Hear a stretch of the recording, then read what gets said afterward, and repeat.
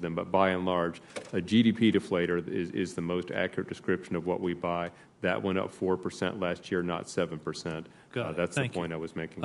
Quick other question for you. How are we doing on the audit? That's been something that's been going on as long as I've been on this committee.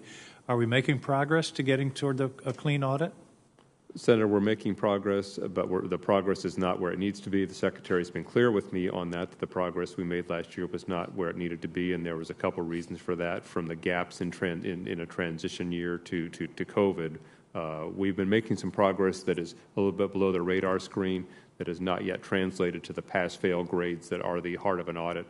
We do need to redouble our efforts in the Secretary. Well, I would appreciate it. The prior administration made some progress on that, and I hope that the momentum won't be lost. That this is a responsibility we have to the American people. Secretary Austin, there are several wars going on in the world right now. One is in Ukraine, but one of them is also within the United States, where about, I think, 100,000 people died of overdose deaths last year. That's an attack on our country. My concern is when we had Southcom in here, they have 1% of the ISR resources worldwide, and they don't have adequate resources to interdict those shipments by sea that we know about through our limited ISR. I would hope that you would pay some attention to that, to add your attention to that, and also to think about setting this up in some way that there's somebody in charge. My worry is you've got DEA, you've got the Coast Guard, you've got partners, you've got the CIA, and you've got the Defense Department. Nobody's in charge, and the result is 2 people a day in my state are dying. And I understand we got to work on the demand side, but it's very frustrating when I have testimony year after year that we're only interdicting 25% of the shipments that we know about. That's inexcusable. Mr. Secretary, I hope you'll recommit to this war. 2 things, Senator. We'll certainly make sure that Southcom commander has what she needs to be effective in these efforts. And I've discussed this with her before, but clearly, the limiting factor is ISR, and we'll work with her to make sure that where possible we get her more capability. Well, let's put it in the budget and buy more. I mean, ISR is a function of how many devices you have, and it seems to me that's an engineering problem, and we should be able to solve that. I'm out of time, but Mr. Secretary, I want to commend you on the significant growth in the R&D budget. I think that's an enormously important area. And frankly, it's an area where we have fallen behind. Hypersonics and directed energy are two areas that are strategic game changers that, frankly, I think our country is behind. And so the additional resources into R&D is absolutely critical. Wars are often turn on the utilization of new technology. The English at the Battle of Agincourt, with 1/3 of the French army, won that battle because of the radical utilization of the longbow. That changed warfare in 1450, and it's technology that's going to win the next war. And so, I want to commend you for the commitment to R&D and stand fast on that. I don't think there's a more important expenditure in the budget.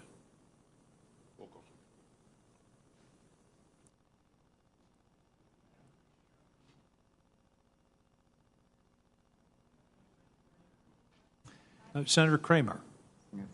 Okay. Thank you, Senator. Thank you both for being here and for your service. Mr. Secretary, last month your deputy said that the department, as directed by President Biden, aims to reach net zero greenhouse gas emissions by 2050. Then she mentioned the danger posed by China, illegal Russian aggression in Europe, persistent threats from Iran, North Korea, and other state actors. You both and others that work with and under you consistently and appropriately reference the importance of modernization, lethality, readiness, obviously. My question is, do you think China, Russia, Iran, or North Korea are going to be slowed in their military development by climate change concerns? I don't believe so, and I don't believe we will either, Senator. Do you know if they have plans to reach net zero, any of them? Senator, again, I've asked you for $773 billion to support the capabilities that we think we need, and I certainly appreciate what you've done for us in the past. But I think there's also things that we can and should be doing to address the climate issue as well. It affects our installations. It causes problems that cause mass migration and other things in the areas that we operate in. Our forces are committed to fighting wildfires and helping in the aftermath of severe storms on an increasing basis. So I don't think this is a thing that we can discount, and I think that the Defense Department has to do its part. Appreciate that, and frankly, I hope that we can give you a lot more than you've asked for, actually, to do those things, Mr. Secretary. But as you're talking, I'm imagining the calculation that would measure the negative impact of say, our failure to deter Russian invasion of Ukraine.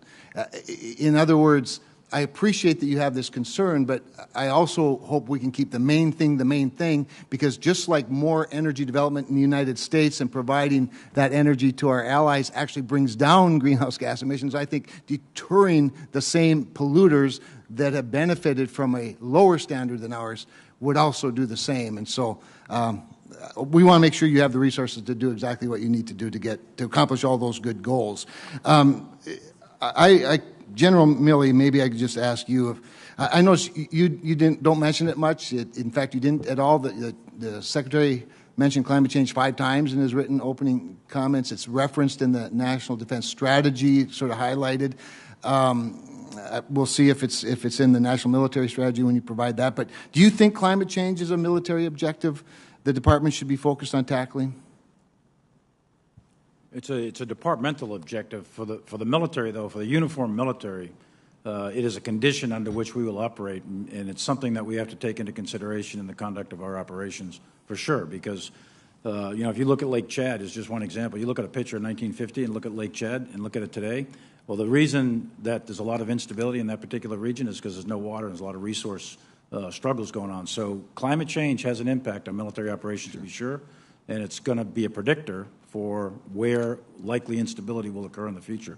So it's a condition under which we operate as opposed to something that we can fix. Thank you. Mr. Secretary, I want to talk a little bit about the fear of escalation. That we hear that a lot. It seems that many times the fear of escalating the situation in Russia depends on us and a lot less on Vladimir Putin. I just think we've made too many, my personal views, we've made too many decisions based on how we think Vladimir Putin would respond to the situation. Things like limiting the kind of help we would provide Ukraine, how quickly we'd provide that help, postponing and then canceling a Minuteman test that was scheduled, Minuteman III test, and not facilitating the transfer of MiGs. Just a few of the examples. Do you have any evidence that Vladimir Putin is ever worried that his massacre of women and children, civilians, would be escalatory? I don't know what's in the mind of Vladimir Putin, and a lot of other people don't either, Senator. You use the word fear and Putin in the same sentence, and I just want to point out that it's my job, one of my key responsibilities, to manage escalation and make sure that we don't find ourselves in a nuclear contest if that's avoidable. And again, there's nothing about Mr. Putin that we fear. And you see the evidence of the kinds of things that we've done in rapidly deploying combat power to Europe and the eastern flank, and what we have done and continue to do to provide assistance to Ukraine. And, not a military issue, but the sanctions that we've imposed on Mr. Putin are going to have a significant impact on his economy for years to come. Thank you, Senator Kramer. Senator Rosen, please. Oh, there it is. Thank you, Chairman Reed, Ranking Member Inhofe, and thank you all for your service and for being here again. We appreciate how accessible you are to this committee and others. General Milley, last month I traveled to Poland and Germany as part of a bipartisan CODEL led by Senator Ernst, several other members of this committee on the CODEL. We had the privilege of meeting the U.S. forces, receiving briefings from commanders on the situation in Ukraine, seeing firsthand the security assistance and training NATO's providing the Ukrainians. And this trip and the horrific is too light of a word, I guess, to use, but the horrific images of the Russian war crimes we've seen since, it really underscores for me that we can and we must do more to support Ukraine defeat Vladimir Putin and defeat what he's doing.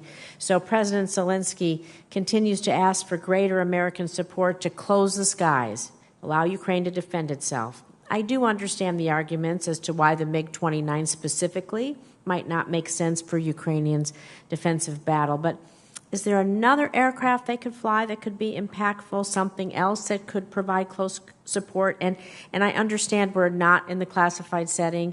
Are there other forms of lethal assistance you could talk about here that might help Ukrainians defend themselves against this brutality? The most effective is that which we have been providing, which is air defense systems. So the Russian Air Force has not, even today, established air superiority, let alone air supremacy, which is one of the reasons why they're having great difficulty on the ground.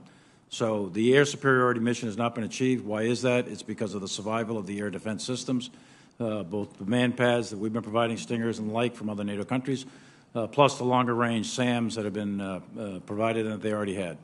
So that system has denied the airspace, effective use of the airspace to the Russian military. Now, that's not to say Russian air is not getting through. They are on occasion. But for the most part, they're not being very effective, the Russian Air Force. And that's the reason. It's because of the air defense. So the best method right now, and the Ukrainians, I talk to my Ukrainian counterpart every couple of days, they are very, very thankful, extraordinarily thankful, on the 60,000 anti-tank weapons, which is the second system that is really effective, and about 25,000 anti-aircraft weapon systems that have been sent by the United States and our allies and partners. So those are the two weapon systems that have proven most effective, and the one for the air in particular, the best way to deny the Russians, the airspace is through the air defense systems, and that's what they're using. Well, given the having losses that Russians have been, the Russian military suffered in the Ukraine, we know they're repositioning. Like you said, we're doing a good job. We're getting them the lethal support that they need.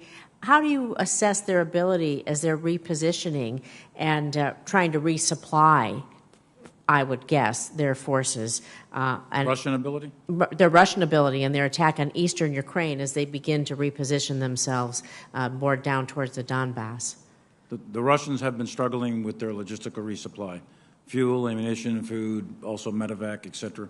They've been having a very, very difficult time. Part of that is because the lines of communications that they have, the ground lines of communications, are at risk to dismounted and mounted Ukrainian forces that are conducting ambushes along those lines of communication. So they've really had a difficult time with logistics. Well, and so on the other side of that, we know if they're repositioning, the Ukrainian military and ground forces there have to reposition as well. So looking ahead, do you think the Ukrainians have the right equipment and logistics in place to defend against this repositioning that Russia seems to be doing? They are asking for, and they could probably use additional armor and artillery, and we're looking